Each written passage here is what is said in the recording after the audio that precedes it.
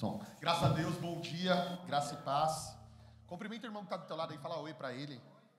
Não vale a esposa e o esposo. Vamos lá.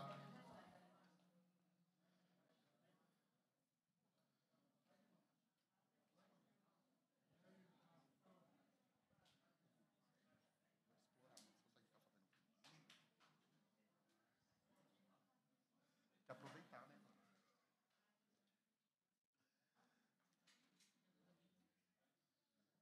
Amém. Gente, à medida que você cumprimentar aí os seus irmãos, pode se assentar, por favor.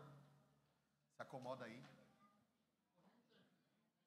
Ah, é? Quer ligar o... Vocês estão com calor, gente? Então a gente vai ligar os ventiladores aqui. Vai abrir as janelas também.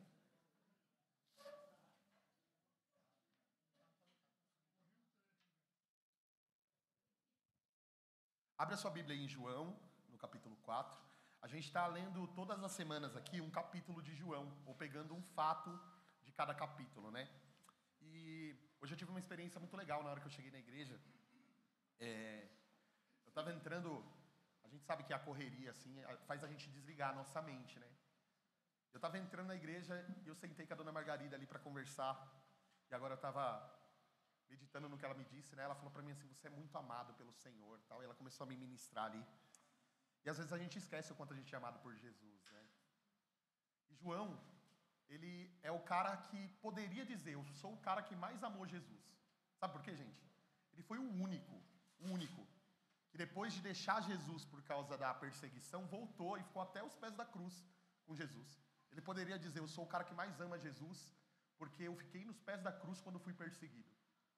Mas Jesus, ele prefere dizer que ele é o amado pelo Senhor. Eu sou amado por Jesus. Ele prefere isso. Então, essa consciência esteja dentro do nosso coração hoje. E a gente vai ler a conversa de Jesus com a samaritana. Vamos lá?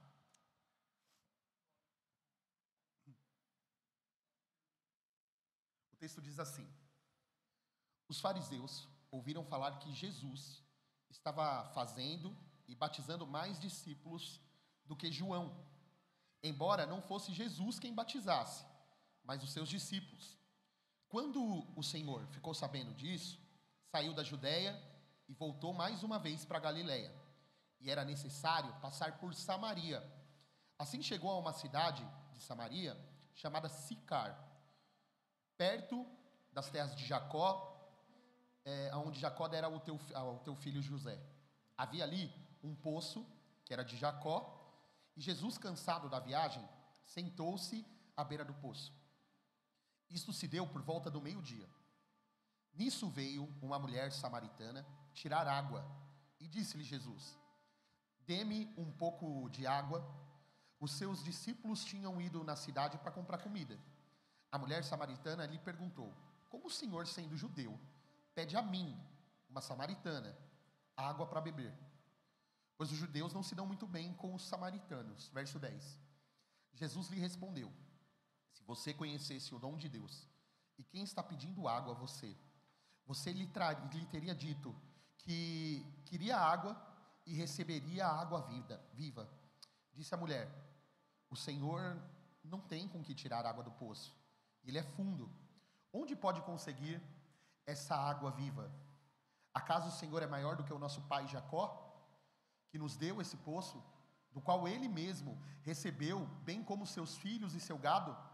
Jesus respondeu: quem beber dessa água terá sede outra vez, mas quem beber da água que eu lhe der, nunca mais terá sede. Ao contrário, a água que eu lhe der se tornará nele uma fonte de água viva, a jorrar para a vida eterna. A mulher lhe disse: Senhor, me dá dessa água, para que eu não tenha mais sede, nem precise mais voltar até aqui para tirar água. Então disse Jesus: vai, chama o teu marido e volta aqui. Disse-lhe, a mulher, porém, respondeu: não tenho marido. Então disse-lhe Jesus: você falou corretamente dizendo que não tem marido.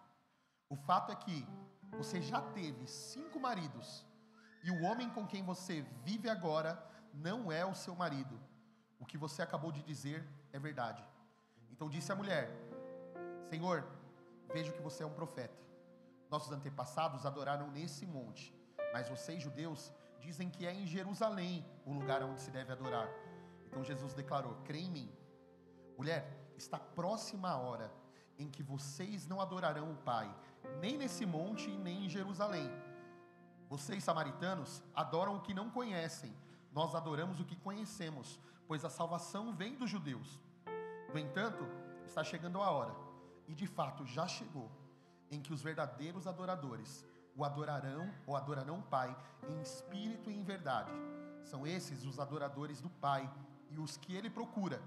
Deus é espírito e é necessário que os seus adoradores o adorem em espírito e em verdade.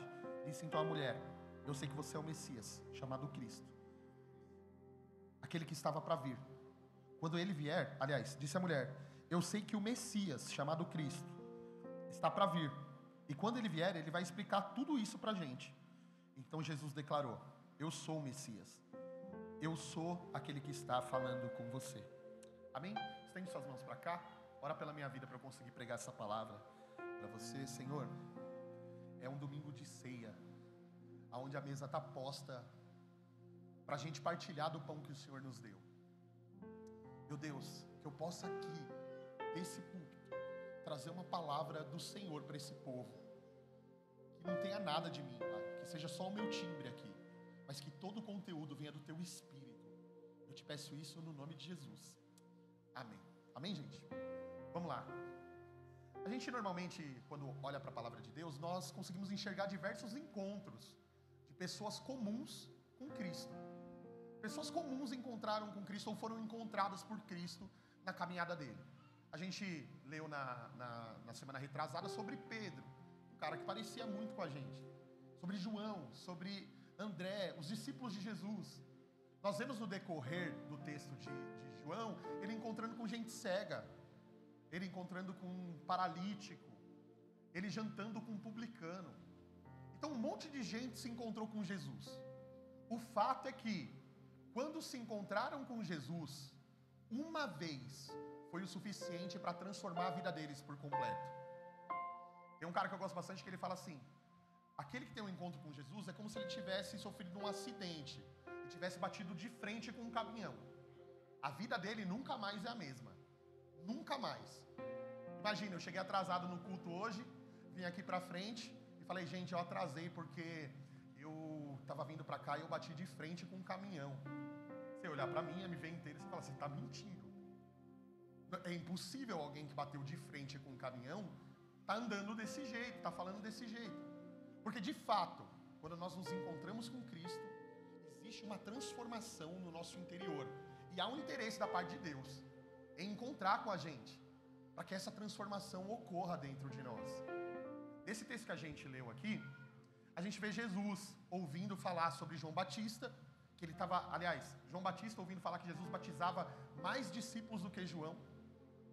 Ele fica impressionado com isso, fica feliz com isso. E ele sai do lugar que ele estava e ele vai ir para Judéia de novo. E para ele desse lugar para o outro, ele precisava passar por Samaria. E essa cidade aí, ele não gostava muito dos judeus. Para vocês terem uma ideia, eu poderia falar aqui de como nasceu Samaria. Mas basicamente é o seguinte: a galera toda adorava em Jerusalém. A galera toda clamava em Jerusalém. Jerusalém era o lugar de culto, aonde eles buscavam o Senhor. Lá no livro de Reis, vai dizer que houve uma divisão no reino. Então ficou o reino do norte e o reino do sul. E a galera do sul, para não precisar ir para Jerusalém, do norte, perdão, para não precisar ir para Jerusalém, eles fazem um monte em Samaria para adorar. Eles fazem um lugar deles lá para adorar, para ninguém precisar descer para Jerusalém. E a comunicação era o seguinte: aqui é o lugar de adorar certo. Esse é o lugar certo de adorar. Por causa disso, esses dois povos tinham uma rincha, tipo Corinthians e Palmeiras. Uma coisa doida. A gente foi para Israel em 2015, tem um grupo de samaritanos bem pequeno em Israel. Mas para vocês terem uma ideia, por onde eles passam, aonde tem judeu ainda cospe neles, xinga eles, fala um monte para eles, ofende eles enquanto eles estão passando na rua. Normalmente eles andam em grupo. Porque até hoje existe um ódio intrínseco no coração do judeu pelo samaritano e vice-versa. Se um judeu também, nesse tempo aqui, passasse por Samaria, ele também ia ser assaltado, ele também ia apanhar, ele também ia ser xingado. Era uma briga dos dois.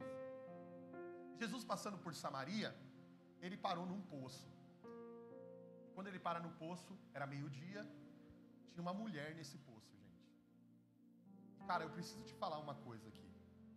Jesus nunca teve como foco pessoas de posse importante, apesar de ter também. Mas o que me impressiona é o quanto Jesus se aproximava de pessoas que não tinham nada para oferecer para ele. Nada. Aquela mulher, na verdade, se fosse vista com Jesus, para ele era prejudicial, para a imagem dele. Mas ele vai até essa mulher, ele encontra com essa mulher na beira de um poço, trabalhando. Essa mulher estava lá, trabalhando meio-dia, suando. E Jesus foi até o encontro dessa mulher. E o texto vai dizer, a gente vai ler versículo por versículo aqui. O texto vai dizer o seguinte, o verso 7. Tinha uma mulher samaritana que ia tirar água, e ela disse para Jesus, aliás, Jesus disse a ela, dá-me um pouco de água. Os seus discípulos tinham ido para a cidade comprar comida. A mulher samaritana lhe perguntou, como que pode o senhor, sendo judeu, pedindo a mim, uma samaritana, água para beber? A primeira coisa aqui é que Jesus já quebra um preconceito. Jesus já adentra a mente daquela mulher como Senhor da vida dela. Ela não sabia ainda. Ele já entra na mente daquela mulher rompendo com um preconceito que ela carregava dentro dela. De que ela não poderia de forma alguma se relacionar com o povo que era inimigo dela. E vice-versa. Como que esse cara, sendo um judeu, aparentemente um mestre, porque Jesus andava de um jeito caracterizado, provavelmente um mestre, sentado na beira desse poço, está falando comigo. Ela, comovida com isso, aí Jesus diz o seguinte para ela: se você conhecesse o dom de Deus, e quem está pedindo água a você, você lhe teria pedido e ele te daria a água da vida. Então disse a mulher, Senhor, você não tem como tirar a água do poço, ele é fundo. Onde você vai conseguir essa água viva? Acaso o Senhor é maior do que o nosso pai Jacó, que nos deu o poço, do qual ele mesmo bebeu, bem como seus filhos e gado? A mulher, ela responde para Jesus assim, tá bom, você está falando que você vai me dar uma água da vida, uma água viva. Então, já que você vai me dar essa água viva, como que você vai fazer? Qual que é o poço que você vai pegar? Com que você vai pegar a água desse poço? Por um acaso você é maior do que Jacó, que deu esse poço para a gente? Aí Jesus responde para ela, quem beber dessa água vai ter sede outra vez, mas quem beber da água que eu lhe der, nunca mais terá sede. Ao contrário, a água que eu lhe der se tornará nele uma fonte de água viva a jorrar para a vida eterna. Então Jesus oferece a essa mulher então uma água que era completamente diferente da água que ela estava acostumada a beber. Ela estava talvez pensando num suprimento que matasse a sua sede física. Ela estava pensando que aquilo poderia saciar, eliminar um problema dela naquele momento. Jesus propôs a ela que ela bebesse água da vida e que ela nunca mais tivesse sede. Então aquela mulher, movida por esse coração, por essa proposta, ela diz para Jesus, Jesus, eu tenho uma sede dentro de mim que eu preciso matar essa sede, eu preciso beber dessa água. Enquanto ela falava de uma água física, Jesus estava falando de uma água que todos nós precisamos provar. Meus queridos, a pregação vai começar agora. Eu e você temos uma sede intrínseca de Deus. Todos nós. Nós somos adoradores por natureza. Ao passo que nós também temos o nosso coração decaído. Nós também temos dentro de nós intrinsecamente um desejo por Deus. Um desejo por algo que é transcendente, superior. Todos nós. Se nós não adorarmos ao Senhor alguma coisa, a gente vai adorar. A questão não é se você é um adorador ou não. A questão é quem você adora. Se não é o Senhor, alguma coisa tomou o lugar dele. Tem uma história na Bíblia, lá em Êxodo, no capítulo 19, que vai dizer que o povo de Deus, o povo de Israel, estava junto com Moisés. E esse mesmo povo fica incomodado porque Moisés subia ao monte sozinho para orar.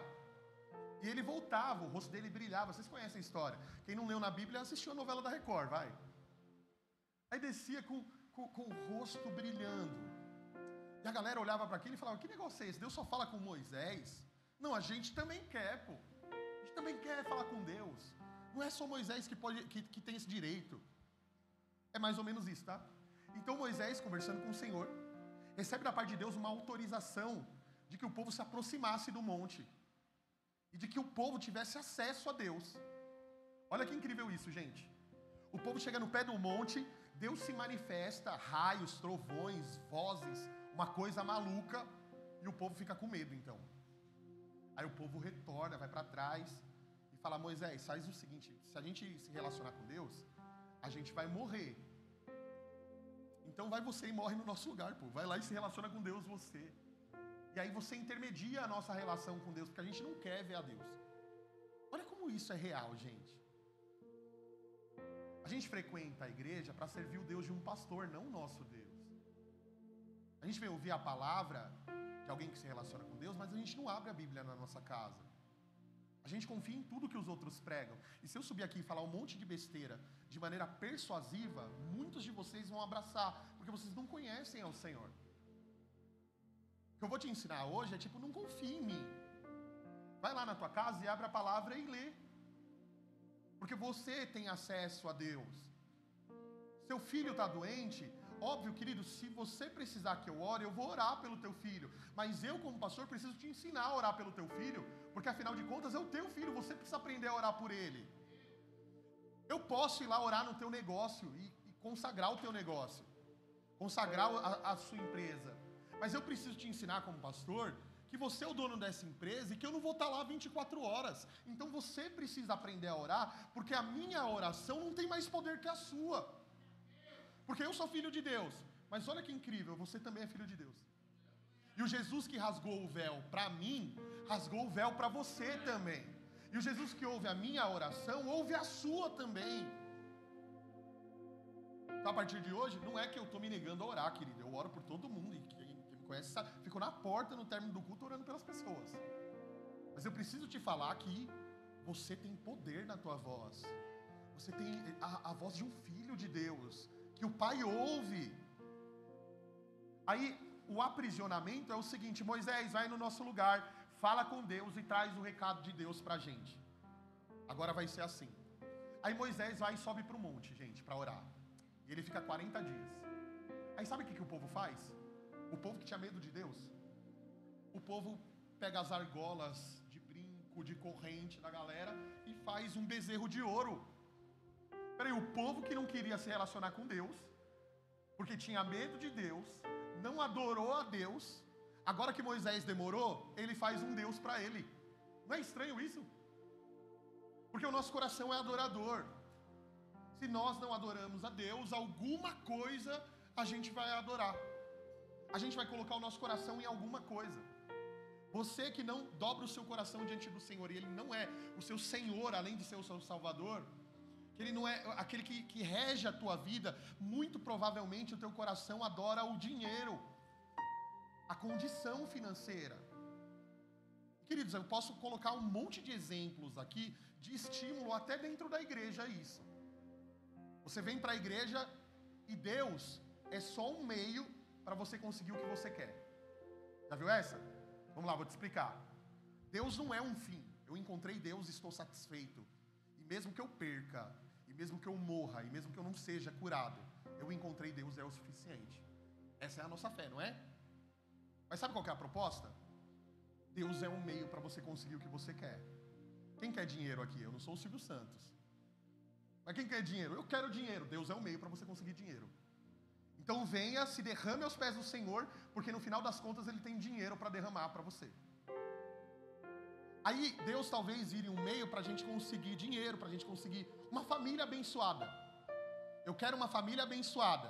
Então quando a minha família está uma desgraça, aí eu vou à igreja, busco Deus, oro mais, leio mais a Bíblia, porque Deus é um meio para eu conseguir uma família abençoada.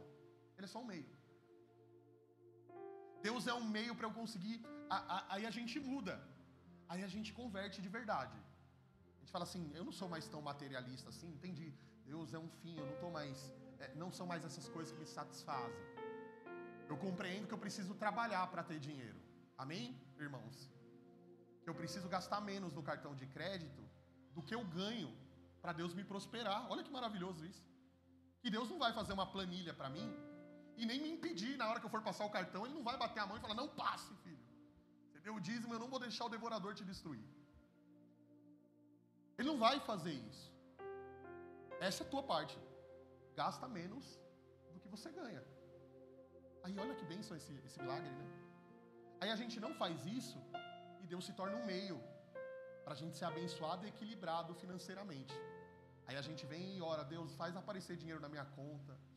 Deus, faz o cliente me ligar. Aí Deus está olhando e falando, filho, deixa de ser vagabundo. Deus, abre a porta de emprego para mim, meio-dia está dormindo, né? Abre, Senhor, a porta de emprego. Ó, Deus, eu estou num deserto, pastor. Aí Deus se torna um meio para eu conseguir o que eu quero de maneira material. Aí a gente vira mais espiritual e Deus continua sendo um meio. Percebe aqui comigo. Deus é um meio de você conseguir um corpo glorificado. Sabe o que é o corpo glorificado? Essa parte da Bíblia eu amo. É que quando você ressuscitar dos mortos, no retorno de Cristo, você vai ter um corpo que não sente dor. Maravilhoso, né?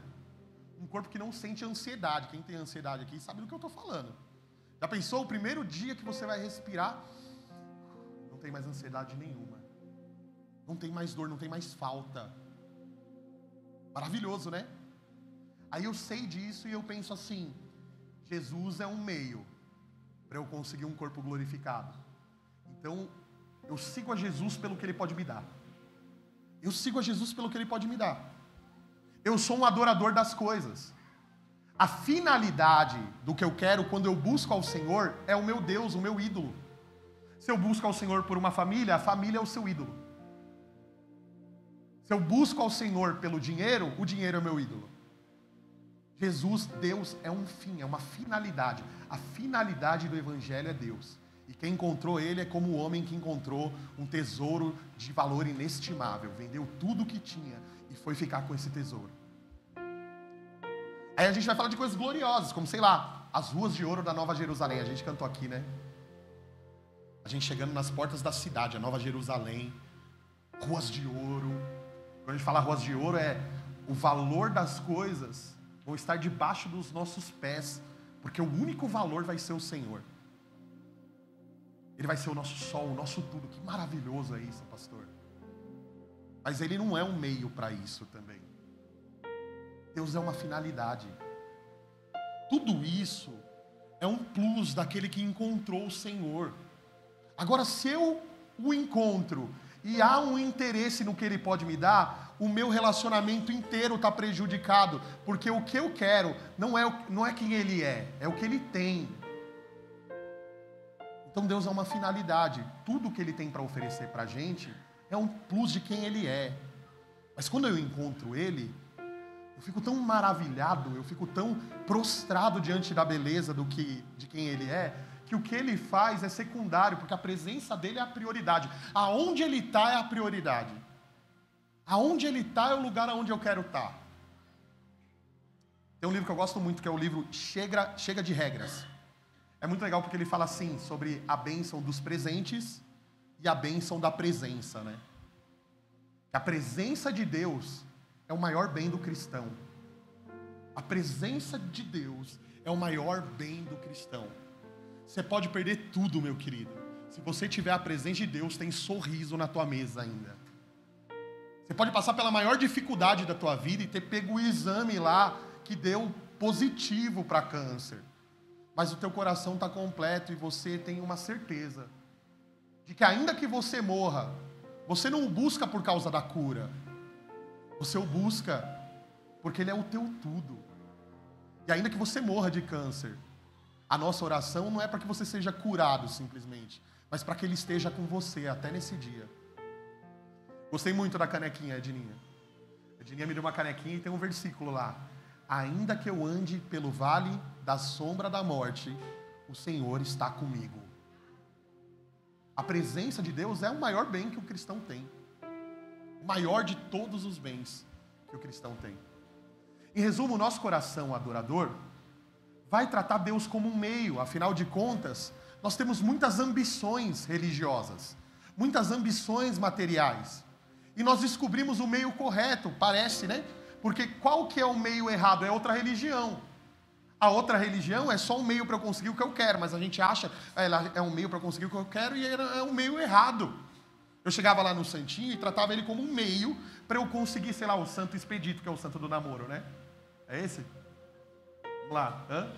Santo Antônio, ó, você vê um jeito que eu sou católico, né? O Santo Antônio. Aí ele vai lá, coloca o nome da mulher lá no pé, o nome do marido, e fala assim, ó, agora eu vou conseguir um marido, eu sou devoto desse santo, porque ele vai me dar o que eu quero. Aí agora você trata Jesus do mesmo jeito. É a mesma lógica religiosa, só que com outra pessoa no meio, para ser intermediador entre você e a sua bênção. Isso é idolatria. Aí o estímulo dentro da igreja é o seguinte: cara, como que você serve a Deus e não tem a melhor casa da rua? Venha para Jesus. Porque se você vier para Jesus hoje, em pouco tempo a sua casa vai ser a melhor casa da rua. A minha proposta para aceitar Jesus foi assim: queridos, todo mundo curva a cabeça, tal. Aí todo mundo baixou a cabeça. Aí o cara começou a falar assim: você entrou aqui hoje e tua família está destruída. Vamos falar a real, gente, 90% tem problema na família. Uma coisa muito genérica, né? Aí, você talvez entrou aqui e tem problema financeiro. Aí ele deu uma tacada de mestre, porque quase todos têm problema financeiro. Você entrou aqui e o teu casamento está em ruínas. Eu quero te dizer que você aceitar Jesus hoje vai fazer com que todos esses problemas sejam resolvidos. Quem quer aceitar Jesus, levanta a mão aí. Aí eu fiz um cálculo, falei, minha vida está uma desgraça. Essa proposta aí é boa, então eu vou levantar minha mão, eu quero Jesus. Mas eu não quero Jesus. Eu quero uma vida boa. Eu quero um casamento bom, uma família boa. E Jesus é o meio. Jesus não é só mais um Deus no panteão de deuses, na prateleira dos deuses. Jesus não é só mais um. Sabe por quê, meus queridos? Se você for em qualquer religião que você for, tem o túmulo dos seus criadores. Se você for lá no centro, tem a igreja de Santo Antônio de Catigeró. Minha mãe me levava lá. Eu tinha um medo, porque tinha um corpo do cara lá, embalsamado. Vocês já foram nessa igreja? É sinistro, né? O cara tá lá assim, aí você olha e fala, meu Deus, tá aí quanto tempo, né? O corpo do cara tá lá. Lá no Japão tem um monumento, onde dizem que Buda está enterrado lá embaixo. Você vai para Israel, existem vários outros que se autoproclamaram Messias. E os túmulos deles estão lá com os corpos deles dentro. Mas se você também for em Jerusalém, no lugar certo, tá? Tem o lugar errado e o lugar certo. No lugar certo, onde Jesus foi enterrado, onde é a pedra de Jesus, o túmulo do nosso Deus está vazio. Nós não somos a religião de um Deus morto. Nós somos a religião da presença desse Deus. Eis que estarei convosco todos os dias da sua vida, até a consumação dos séculos. Nós não oramos, olha a nossa diferença. A galera ora a um Deus que está nos céus. A galera ora a um Deus que está não sei aonde, numa estátua. Que está num Deus que está do outro lado da rua, numa oferenda. O nosso Deus está aqui, vivo, ouvindo. E aí eu preciso me dobrar a esse Deus. Aí a gente percebe a galera, eu quero Deus. Quando Deus se manifesta, eu não quero Deus, intermedie Deus por mim. E quando o cara intermedia Deus, ele constrói um Deus, porque o coração dele é adorador. Tem uma mulher, depois você pesquise no YouTube. O nome é Amy Sullivan. Essa mulher, ela nasceu cega, surda e muda. Então, existe uma dificuldade enorme de comunicação com ela. E uma professora se dedicou exclusivamente a essa pessoa, com o intuito de que ela conseguisse se comunicar. E aí, essa professora ensinou a ela a se comunicar da seguinte forma. Quando os outros falavam, ela colocava a mão no lábio. Essa história é real, tá? Aí a pessoa falava e ela respondia escrevendo. Olha isso, gente. Um dia ela foi num talk show americano, famosíssimo. Ela se assenta lá e o entrevistador fala assim para ela: sobre as coisas de Deus, Amy, quem te ensinou? Quem te ensinou sobre as coisas de Deus? Aí essa mulher responde: no obscuro da minha alma, eu aprendi com o próprio Deus quem Ele era. O nome disso é imagem de Deus. Todo ser humano tem. E a imagem de Deus em nós clama pelo próprio Deus. O próprio Deus nos atrai à adoração. A questão não é se você é um adorador. Você é um adorador. É quem você adora. Jesus estava diante dessa mulher. E essa mulher tinha uma sede que ela achava que Jesus ia saciar. Uma sede física. Mas Jesus estava prestes a dar a ela uma água que iria saciar a alma dela eternamente. Um encontro tão poderoso com Jesus que ia deixá-la satisfeita. Satisfeita. Satisfação é a marca de um cristão. Você sabia disso? Sabe que de novo, eu vou ter que acessar isso porque você precisa filtrar isso quando você ouvir. Sabe o que a igreja moderna faz? Ela estimula uma insatisfação na gente. O nosso emprego nunca está bom, a gente nunca dá o suficiente. O nosso casamento nunca está bom. E há um estímulo nisso para a gente ficar insatisfeito. A gente entra insatisfeito para que Deus responda às nossas insatisfações. E a ideia é sempre: teu casamento está uma desgraça porque você não deu a oferta certa. Dá a oferta certa, é um comércio. Você está passando por dificuldade financeira, sabe por quê? Dá o teu dízimo. Peraí, mas a pessoa já não está passando dificuldade financeira, gente? Ela vai tirar mais 10%? Está errado. Sabe quem que é essa pessoa na Bíblia? Essa pessoa é aquela que come da mesa dos irmãos. Ela é a que recebe recurso. Ela é a que é ajudada. Mas sabe o que a gente faz? A gente gera um comércio da dor.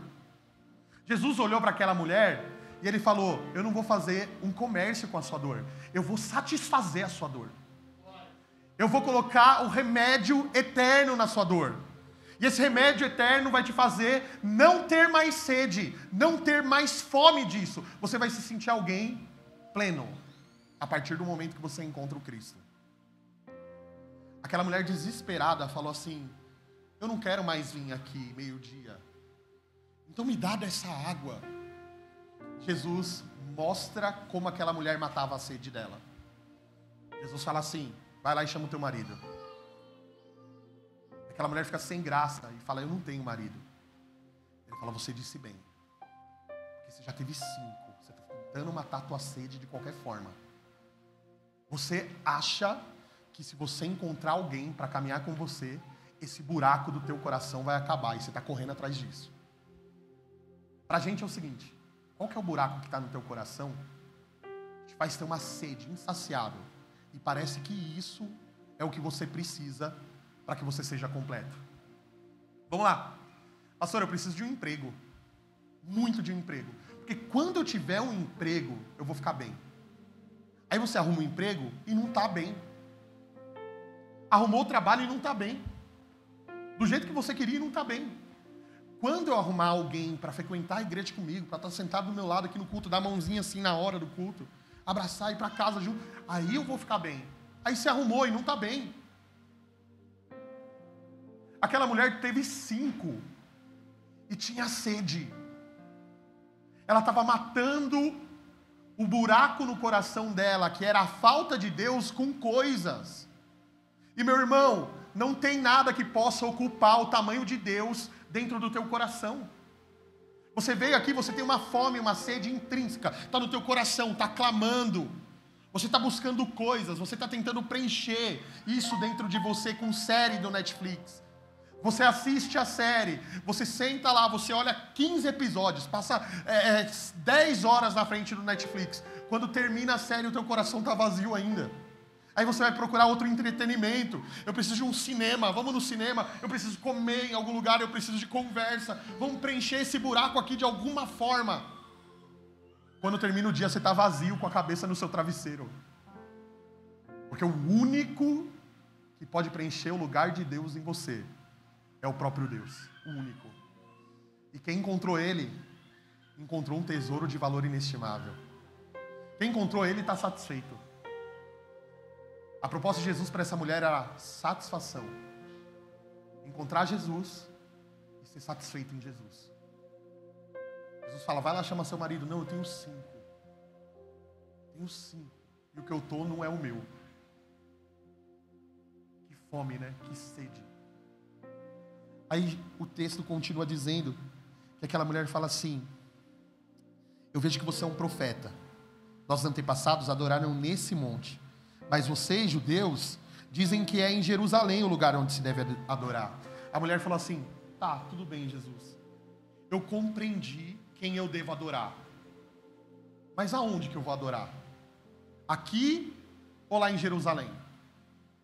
Qual que é o lugar, então, que eu vou derramar o meu coração, e eu vou adorar e eu vou ser completo? Aí a resposta de Jesus é maravilhosa, olha o que ele fala. Crê em mim, mulher. Está próxima a hora em que vocês adorarão o Pai. Perdão, vamos lá. Verso 21. Jesus declarou, crê em mim.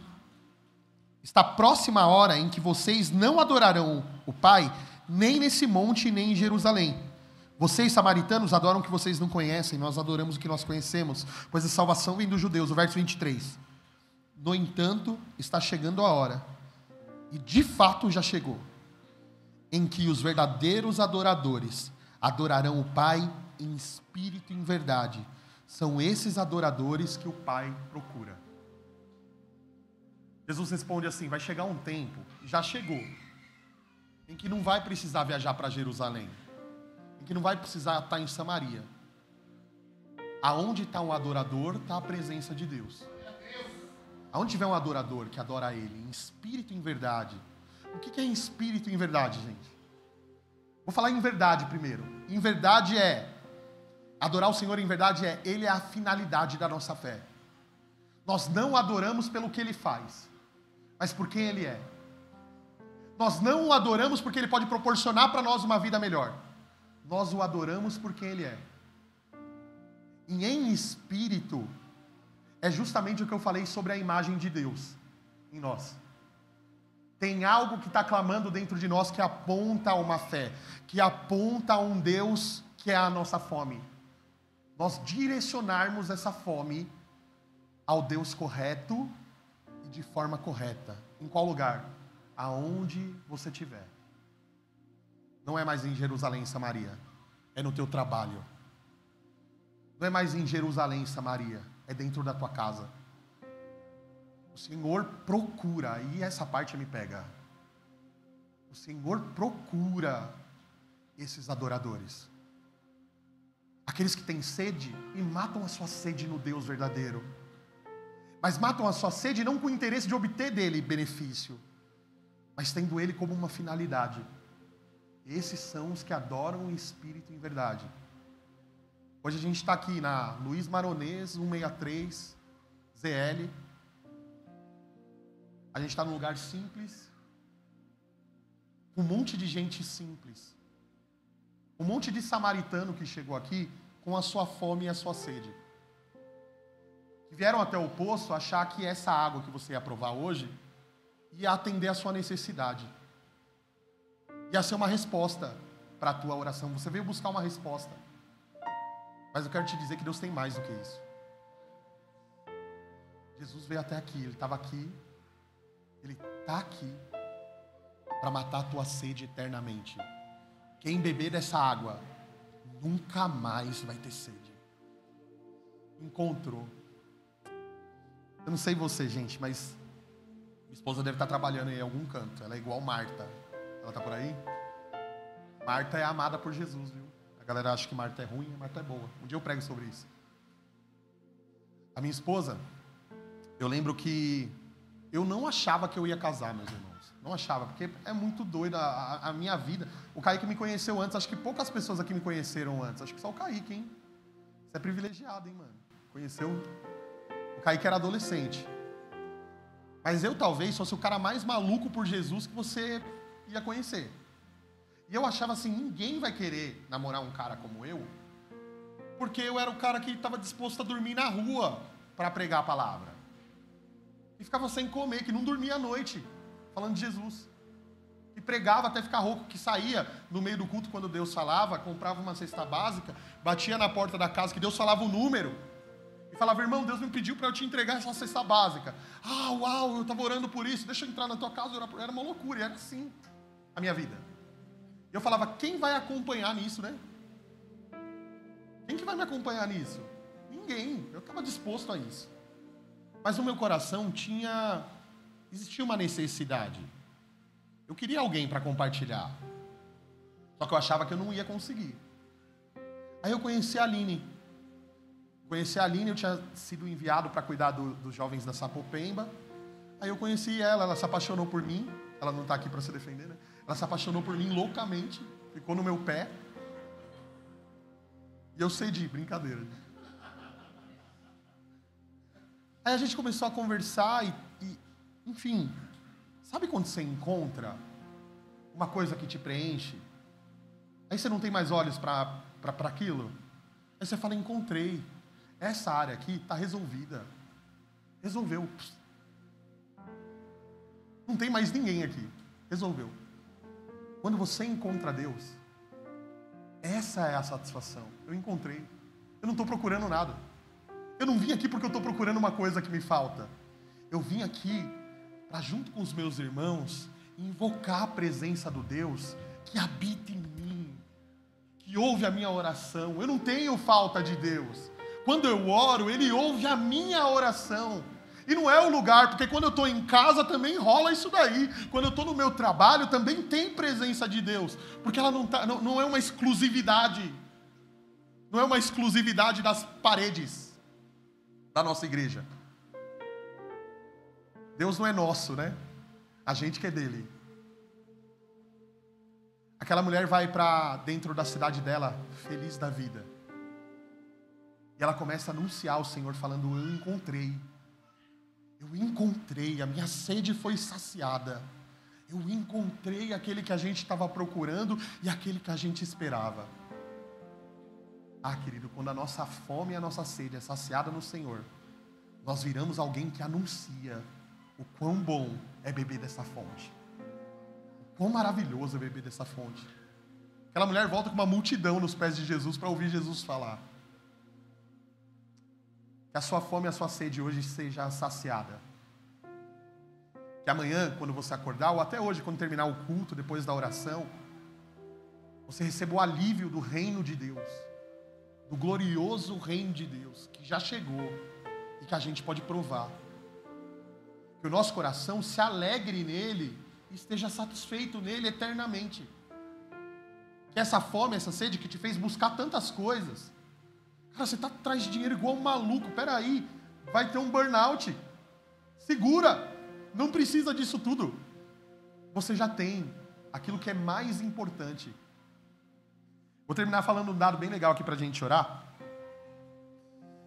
Eu estava estudando esses dias sobre aqueles que consomem mais medicamentos ansiolíticos e antidepressivos. E olha que incrível isso. É um dado muito pertinente para a gente pensar sobre satisfação. E o dado, ele vai mostrar que as pessoas da classe B e da classe A são as que mais consomem ansiolíticos e antidepressivos. E aí tem uma explicação para isso. É a insatisfação, apesar do bem. Então a pessoa tem o carro, a pessoa tem a casa, ela tem o teto. É do jeito que ela queria, a cor da casa. O portão, o carro, é do jeito que ela queria. Ela está pagando a prestação, ou ela já quitou. Mas o coração dela ainda tem sede pelo outro carro, pela outra casa, pela viagem.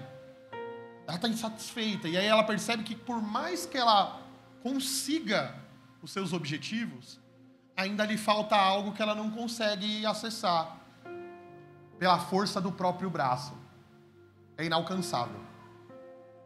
E aí essa pessoa, ela se deprime, apesar de ter uma vida relativamente boa. E aí a classe C para baixo é a classe que menos consome ansiolíticos e antidepressivos. E aí o estudo propõe que essa galera não faz isso porque eles têm uma esperança. Sabe qual que é a esperança? Ficar rico um dia. E ir para a classe B e para a classe A. Essa é a esperança deles. Então eles trabalham pra caramba, a cabeça está ocupada porque ele quer subir de nível. Ele está procurando uma coisa que é uma armadilha. Ele está ralando e não tem problema nenhum você querer crescer, querido. Faz isso mesmo, que você trabalhe para ter uma casa melhor, um carro bom, um convênio bom para a tua família. Não é disso que eu estou falando. O que eu estou te falando é que a tua esperança talvez esteja desalinhada, desajustada. E você acredite que o seu próximo nível é o que vai te satisfazer. E essa é a tua esperança, é o motivo de você não cair em depressão. É o motivo de você levantar na segunda-feira e trabalhar. Estava falando pro pessoal aqui que você se apaixonou por mim, vida. Loucamente. Você ficava no meu trabalho. Estava falando para ele, você ficava na porta do meu trabalho lá. Então olha só que interessante isso. Talvez o nosso coração esteja trabalhando para o próximo nível, achando que lá está a satisfação. Eu quero te dizer que você já encontrou a satisfação. E que o teu trabalho é daquele que já encontrou. Olha, você não tem essa pressão de chegar lá. Sabe por quê? Muitos de nós nem nascemos para estar lá e está tudo bem. Sabia que tem gente que não nasceu para ganhar 100 mil reais por mês? Sabia? E quem ganha 100 mil reais por mês talvez não seja abençoado por Deus. Para ganhar 100 mil reais, ele só trabalha e é competente. Então aí tem um espaço de que se você trabalhar e for competente, você consegue.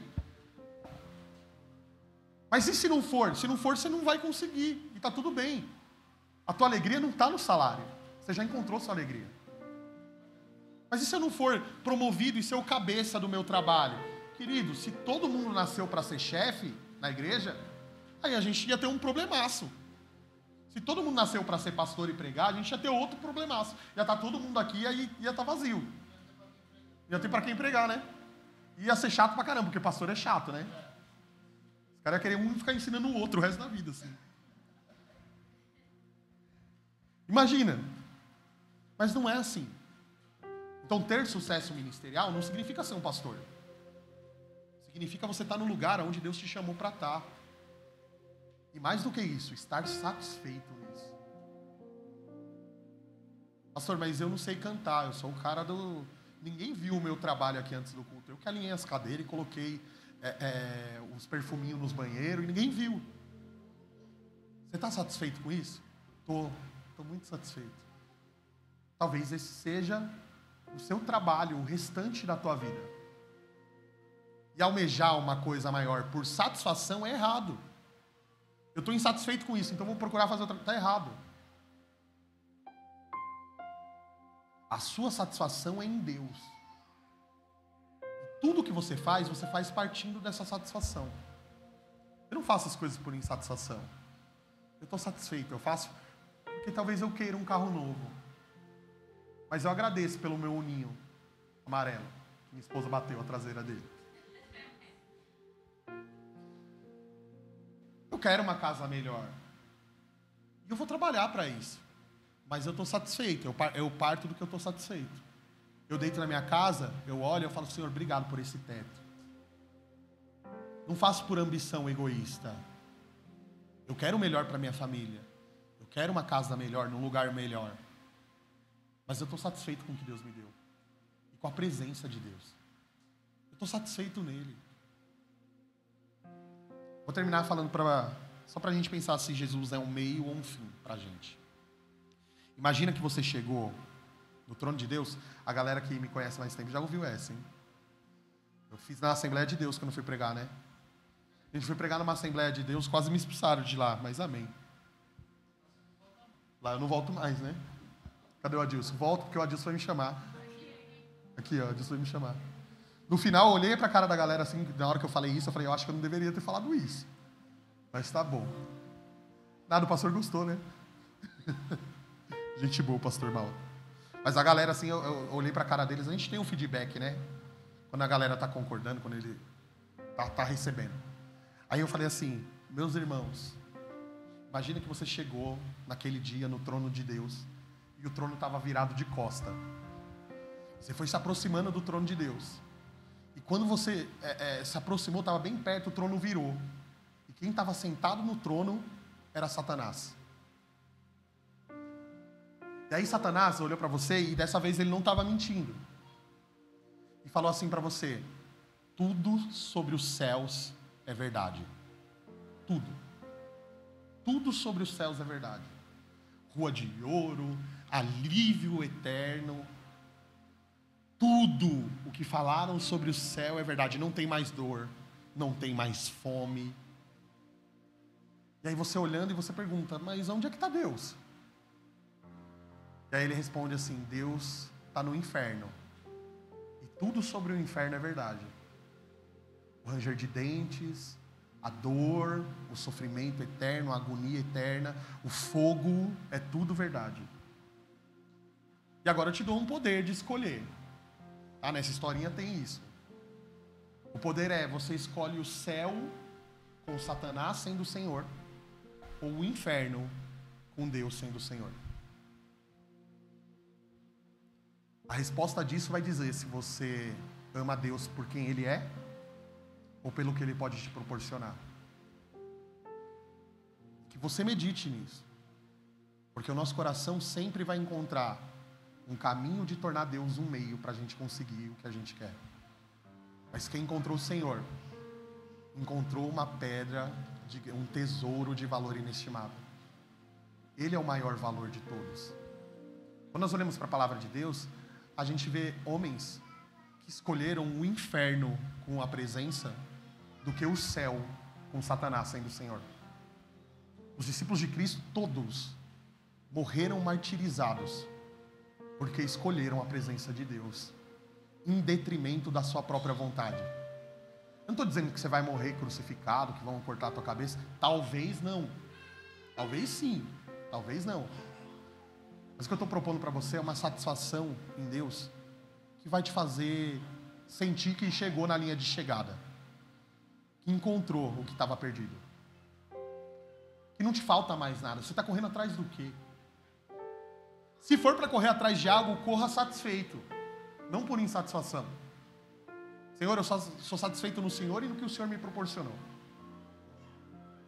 E por isso eu vou além.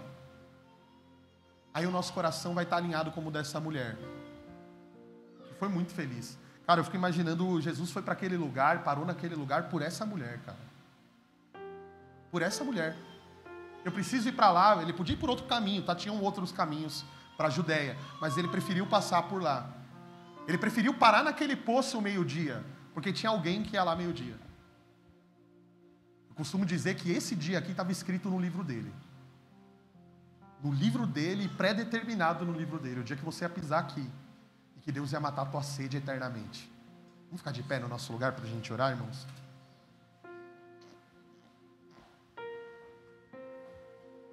Amém.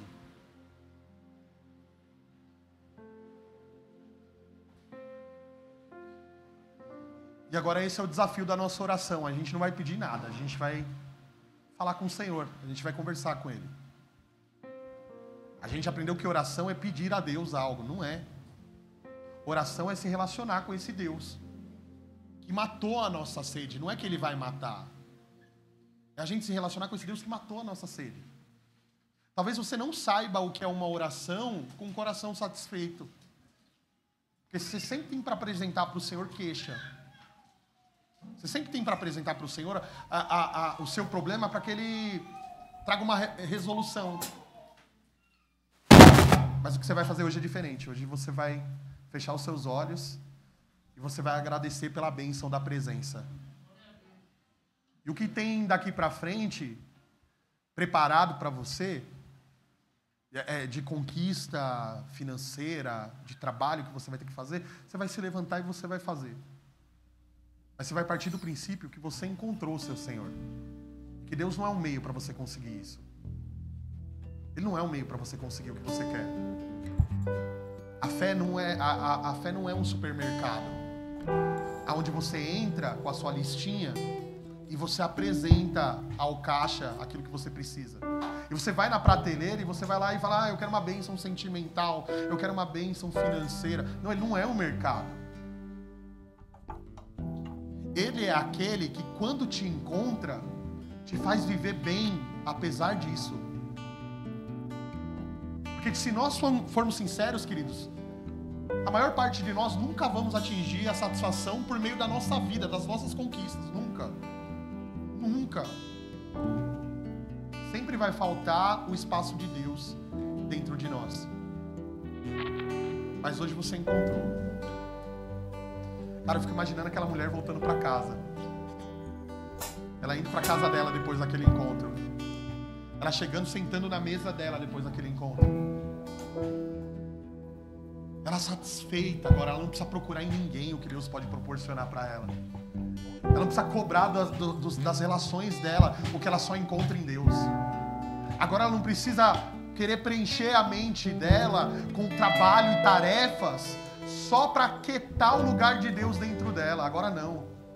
Agora ela consegue sentar e ficar com ela mesma.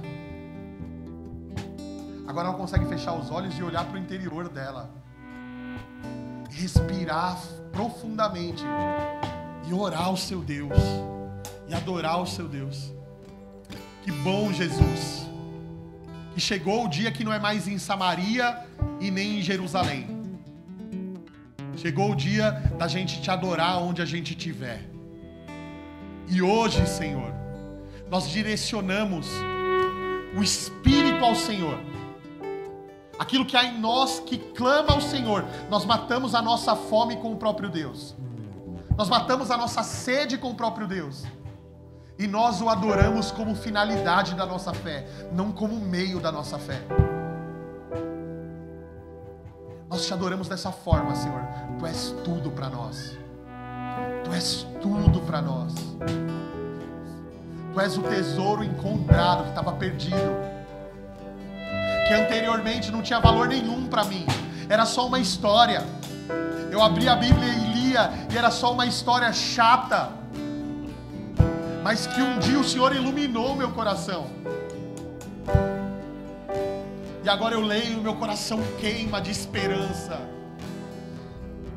Queima para que esse povo, Pai, te conheça e seja satisfeito na Tua presença, Senhor. Porque o Senhor é a finalidade do Evangelho. O Senhor é a finalidade da nossa comunhão. O Senhor é o motivo da gente estar aqui hoje, não somos nós, é o Senhor. Nós estamos aqui não para apresentarmos os nossos pedidos, nós estamos aqui para recebermos do Senhor o que o Senhor tem para nós. Aliás, Senhor, que a gente consiga rasgar a nossa lista de pedidos e olhar para o céu e pedir a sua lista para nós. Ah, Deus, nós chegamos aqui sedentos. Nós tentamos matar a nossa fome, a nossa sede, com as nossas coisas, com o ministério, com o trabalho. Nós tentamos matar a nossa fome, a nossa sede, com conquistas, com coisas. Nós tentamos colocar isso no Teu lugar, Senhor. E nós permanecemos insatisfeitos. Mas hoje o Senhor nos encontrou aqui. Hoje o Senhor reconectou um coração que estava perdido a Deus Pai de novo. Hoje o Senhor trouxe de novo aquele que se perdeu para o aprisco. O Senhor foi atrás daquela ovelha perdida, Pai. E hoje o Senhor trouxe aqui ovelhas que estavam perdidas para o seu aprisco. Para de novo ouvirem a voz do Senhor. Para de novo serem apacentadas pela Tua vontade, Senhor. Como aquela samaritana. Nós encontramos um tesouro de valor inestimável. E aquela pecadora teve paz com Deus.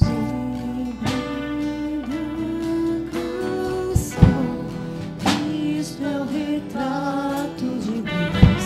O que foi feito antecedeu primeiro, antes do nascer, fez justiça e se moveu. Supremacia e trono são teus.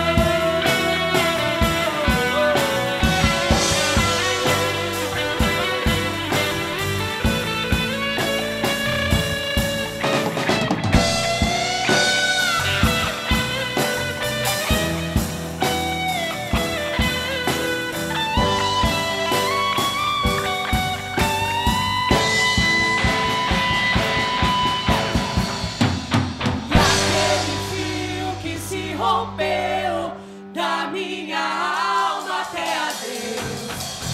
Sangue Santo costurou Cristo em suas linhas de amor. E agora o homem feito eu pode no homem ver a Deus, ter paz, viver, andar e ser. Me fez amigo em seu verter. E aquele fio que se rompeu da minha alma até a Deus, o sangue santo costurou em suas linhas de amor. Feito eu, pode no homem ver a Deus, ter paz, viver, andar e ser. Me fez amigo em seu verter. Aonde estão os samaritanos aqui? Aonde estão os samaritanos aqui?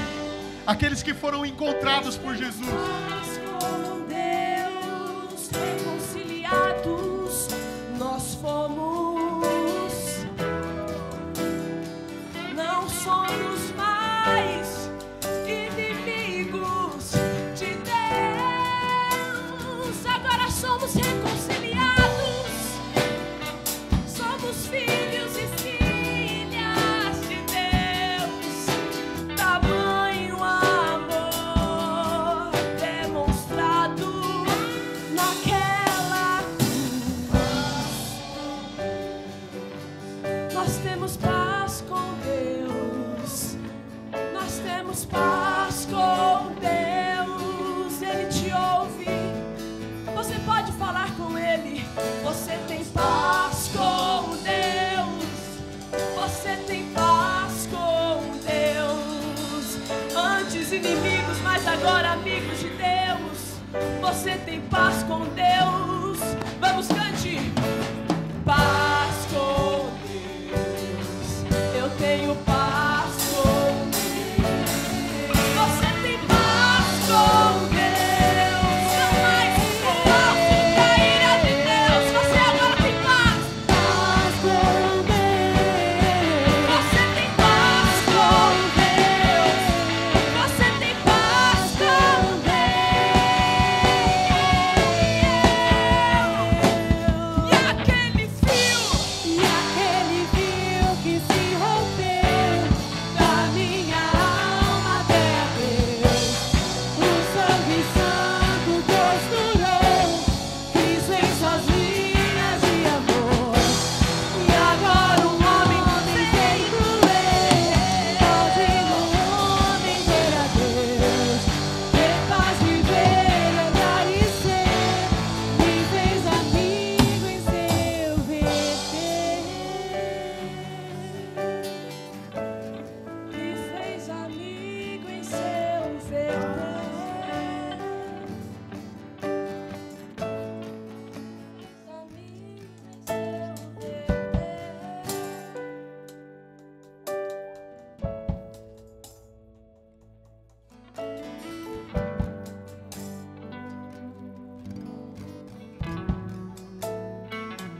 Ei, queridos, aqui na nossa igreja, a gente acredita que a ceia, ela tem 3 elementos importantes, que são cruciais para que a gente participe. A primeira, nós vamos comer o pão aqui. O pão representa o corpo de Cristo. Nós vamos beber o cálice, que significa o sangue de Cristo. E nós vamos partilhar. Com os nossos irmãos.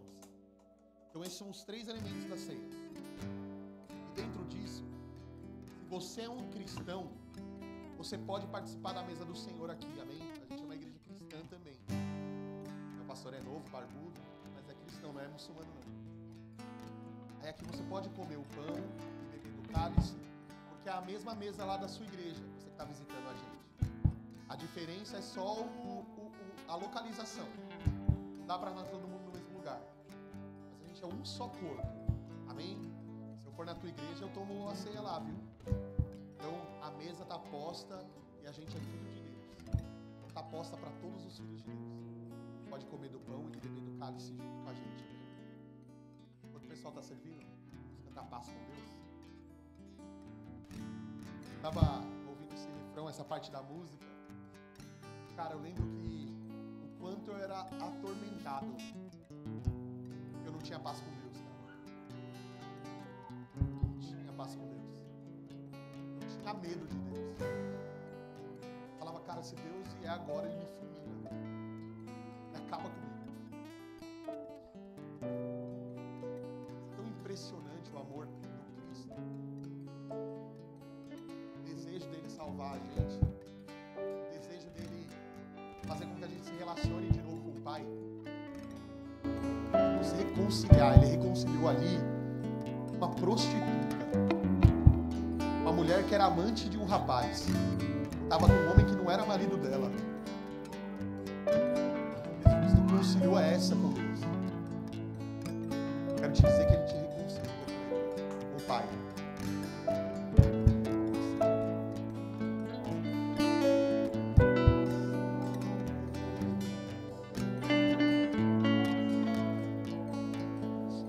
Nós temos paz com Deus.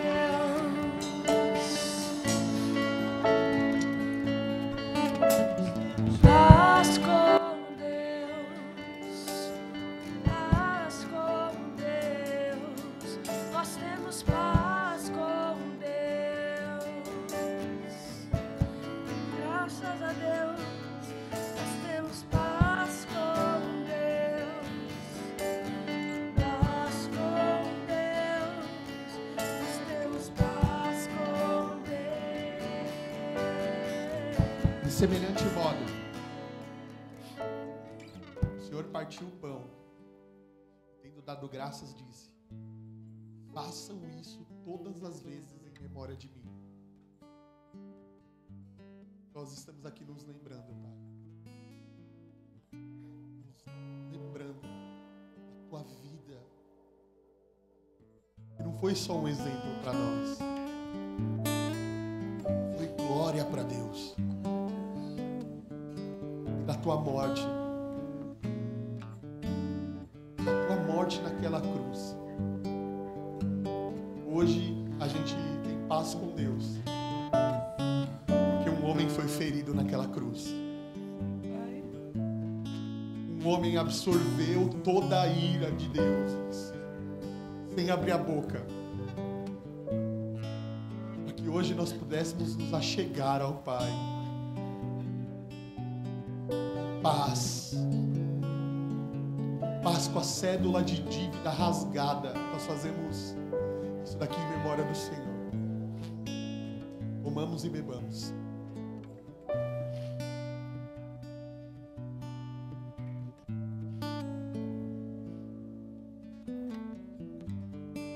Glória a Deus.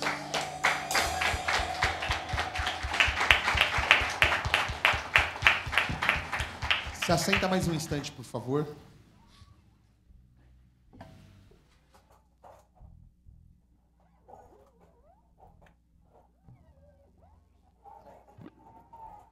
Tem mais duas atividades ainda, bem rapidinho, tá?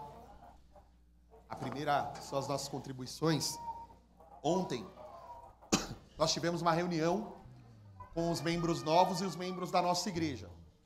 E a gente conversou com eles sobre a importância. Eu? Com quem? Meu? Amém. De nada, Lu. Gente, vocês precisam conhecer o Luciano de perto, assim. Vocês vão ver que ele é muito, muito, muito calmo e paciente. Queridos, vamos lá. Nós, aqui na nossa comunidade local, a gente passou por um mês muito desafiador. Nós saímos de um imóvel que a gente pagava R$ 7.500 e a gente veio para esse.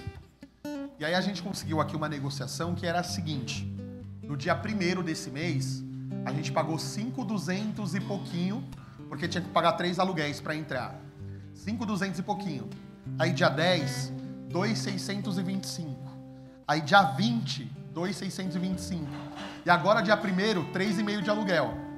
Então esse mês aqui foi um mês mais puxado pra gente. Mas depois vai melhorar. A gente saiu de um aluguel de 7,5 para pagar 3,5. Há uma necessidade que a gente se comprometa com isso para que a gente consiga pagar aqui as coisas. Amém? Para que a gente consiga, além de pagar as nossas contas, a gente ter uma estrutura adequada para as nossas crianças, de som e de acústica aqui. É um prédio pequenininho, dá para pôr ar-condicionado, dá para fazer bastante coisa legal aqui. Não só pelo conforto, mas porque é realmente muito quente aqui. E tudo isso a gente sabe que demanda recurso e responsabilidade. Então esse convite é para todos. No entanto, os irmãos que são da igreja, que você seja comprometido com isso. Amém? O irmão que veio visitar a igreja, os irmãos que vieram visitar a igreja, seja muito bem-vindo à casa de vocês. Fiquem à vontade. Amém? E os irmãos que são da casa, eu quero te falar, te incentivar a contribuir, porque aqui é a tua casa. Amém? O irmão que veio aqui hoje, ele tem responsabilidade na igreja deles. Então vai lá, vai entregar o dízimo, entrega lá, faz lá. Aqui é da nossa comunidade. A nossa comunidade é responsável pela estrutura, por tudo que a gente tem aqui, por receber esses irmãos bem aqui. Então entrega com alegria. A gente tem nossa maquininha de cartão, está disponível ali no fundo. A gente tem o Pix e você pode entregar no dinheiro também. E normalmente a gente fala que toda contribuição tem que ser com alegria. Amém? Tem que ser da forma que você pode, aquilo que você pode entregar.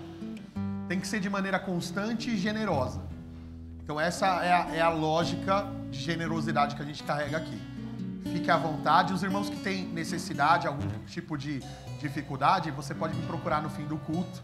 A gente, normalmente no dia de ceia, a gente traz 1 quilo de alimento, a gente separa cestas para os irmãos que precisam. Amém? A gente também destina recurso para os irmãos que precisam. Então você que precisa, nos procure.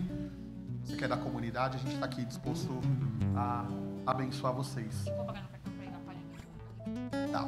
E quem for passar no cartão, procura a Lica ali no fundo, que a Lica está com a maquininha ali disponível. Carregando. Amém? E o Pix, fala como? O e-mail do Pix é aluguelfamilialar@gmail.com.